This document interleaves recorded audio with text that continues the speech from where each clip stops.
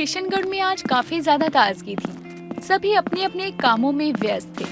काली भी स्कूल में बच्चों को पढ़ा रही थी।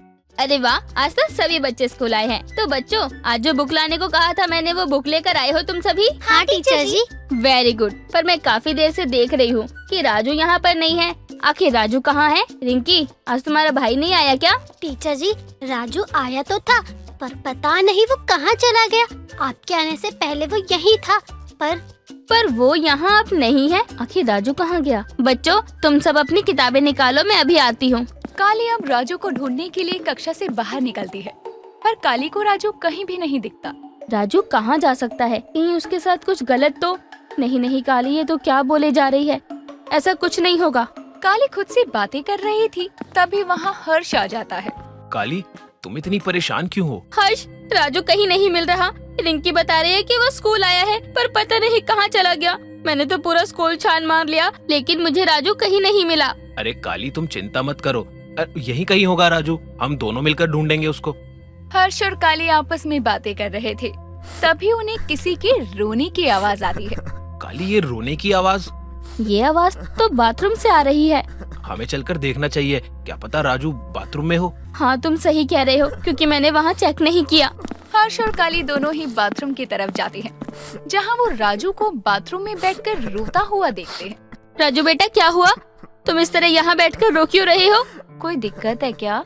नहीं टीचर जी, अगर कोई दिक्कत नहीं है तो तुम यहाँ क्या कर रहे हो और क्लास में क्यों नहीं आए? वो मैं ना किताब नहीं लाया, और मुझे डर था कि अगर मैं बिना किताब के आपकी क्लास में आऊंगा तो आप भी मुझे बाकी टीचर की जैसे मारोगे। अच्छा, तो ये डर के मारे यहाँ छुपा हुआ था।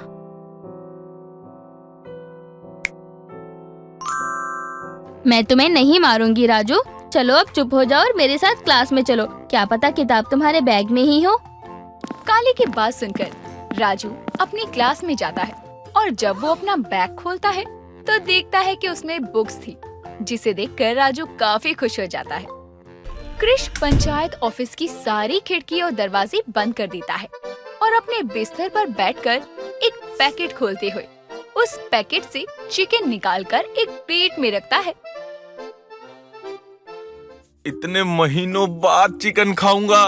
आजा आजा मेरी टंगड़ी, मेरे मुंह में आज तो मेरी आत्मा तृप्त हो जाएगी।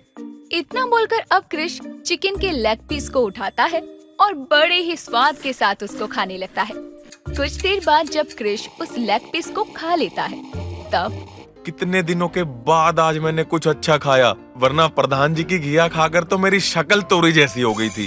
काश ऐसा खाना रोज मिल जाता तो इस गांव के दाल चावल से भी छुटकारा मिल पाता। कृष चिकन खाते हुए खुद से बातें कर रहा था, तभी दरवाजे पर किसी की दस्तक होती है। ओफो, अब कौन टपक गया? इन गांव वालों को भी ना बिल्कुल चैन नहीं है। कहा ना तू यहाँ इस समय क्यों? खाना लेकर आए हैं आपके लिए, और अगर इस समय नहीं आते तो क्या 4 घंटे बाद आते? अच्छा, ताकि आपको हमें गाली देने का मौका मिले। देखिए, हम अपने काम के प्रति बहुत ईमानदार हैं। कहा ना, एक बात बता। पूछिए ना सचिव जी। तू झाड़ू है? कहीं आप झंडू तो नहीं कहना चाह रहे? अरे यार, मैं झाड़ू की कह रहा हूँ। मतलब इतनी सफाई क्यों देने लग जाता है हर बात पर? छोटा सा सवाल पूछो तो जवाब में क्यों, कैसे, कब, कहाँ, सबके जवाब दे देता है यार। ठीक है, अभी शांत हो जाइए। वैसे हम आपके लिए कुछ लेकर आए हैं सचिव जी। ऐसा क्या ले आया?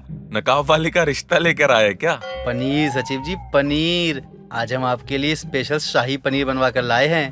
पनीर तो ऐसे बोल रहे हैं जैसे राजशाही पकवान लेकर आया हो। छोड़ इस पनीर को, इससे बढ़िया कुछ चटपटा खिलाता हूँ तुझे। आजा। चटपटा चाट मंगवाए हैं क्या आप? अरे तुम लोग यार चाट पनीर से आगे बढ़ोगे क्या नहीं बढ़ोगे? तू आ ना एक बार। अगर एक बार तू उसको देखेगा ना तो गारंटी के साथ कहता हूँ कि उसको देखते ही तेरे मुंह में पानी आ जाएगा। कृष कान्हा का हाथ पकड़कर उसे जल्दी से अंदर लाता है और दरवाजे की कुंडी लगा लेता है, जिसके बाद कृष कान्हा को चिकन दिखाता है। चिकन देखकर कान्हा अपनी नाक को बंद कर लेता है।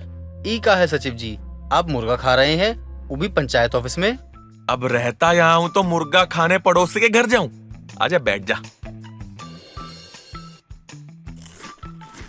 ना बाबा ना, हम कोनो जानवर को नहीं खाते हैं, शुद्ध शाकाहारी हैं हम। और हम तो कहते हैं कि आप भी मत खाइए सचिव जी। मतलब इतने दिनों बाद मैं कुछ ढंग का खा रहा हूँ तो उसमें भी तू ज्ञान देने लग गया।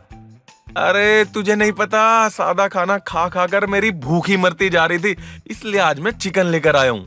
पर सचिव जी आप यहाँ पर चिकन कैसे खा सकते हैं? क्यों नहीं खा सकता? सचिव जी ये पंचायत ऑफिस है, ऑफिस, और ऑफिस में गांव के कल्याण का काम होता है। इस हिसाब से ये मंदिर हुआ। मंदिर में आप ये सब खा रहे हैं, सोचिए कितना अजीब लगेगा। वैसे हम तो सोच रहे थे कि आज शाम को हम आपको अपने घर बुलाएंगे, पर आपका ऐसा हरकत देखकर हमको लगता है कि हमको ये विचार त्याग देना चाहिए। अब नॉन वेजिटेरियन होना कोई गुनाह हो गया है क्या, जो तू एक गुनहगार की तरह मुझको देख रहा है? अरे जीव हत्या पाप होता है सचिव जी, और आप तो उसी जीव के ऊपर मिर्च मसाला लगाकर चटकार लेकर खा रहे हैं। हाँ तो बिना मिर्च मसाला डाले स्वाद थोड़ा ना आएगा, और स्वाद बड़ी चीज है भाई। बॉइल्ड खाऊंगा तो भी इसमें काला नमक तो डालना ही पड़ेगा।